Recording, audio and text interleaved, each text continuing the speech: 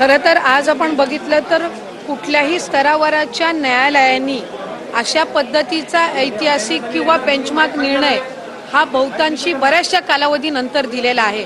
त्याच्यामुळे या संबंध केसची गांभीर्य असेल, त्याच्यामध्ये झालेली क्रूरता असेल, या सगळ्याच्या पार्श्वभूमीवर हा निकाल हा त्या ठिकाणी दिलेला आहे.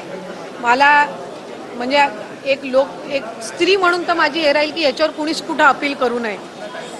कारण जो न्यायालयाने आता निर्णय दिलेला आहे ही कुठे ना कुठेतरी आपल्या सगळ्यांच्या याच्यामध्ये होतं की न्यायालयाने अशा पद्धतीची कठोर शिक्षा ही द्यावी. त्याच्यामुळे त्याच्या विरोधामध्ये कोणी जाण्याच्या मानसिकतेमध्ये राहू नये हीच त्या ठिकाणी हे राहील. आणि अगदी गेलंच तर त्यावेळेला सुद्धा सरकारी वकील जे असतील, शासन असेल, ती ही शिक्षा कायम राहावी यासाठी कटिबद्ध राहील.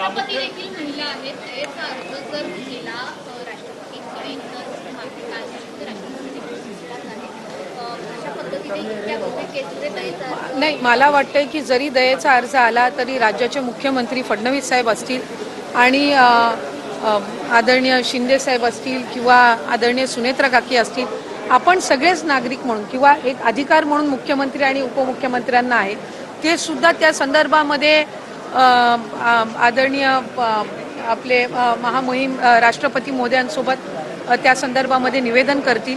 आणि मला खात्री आहे की जो उद्रेक होता सगळ्यांचा आणि कोणीही असं नव्हतं की ज्याला वाटायचं की ती व्यक्ती वयस्कर आहे किंवा काय आहे म्हणून त्याला कुठल्या पद्धतीचं याच्यातून काही शिक्षेतून काही सुटका मिळावी. उलट आपल्या सगळ्यांचीच ती इच्छा होती की एक बेंचमार्क सेट व्हावा आणि किती क्रूरतेने आणि त्या निष्पाप त्या मुलीचा जीव गेलेला आहे तिला न्याय मिळावा. त्याच्यामुळे त्या संदर्भामध्ये अगदीच मला खात्री आहे, मला तर ही आशा राहील की कुणी उच्च न्यायालयामध्ये जाऊ नये.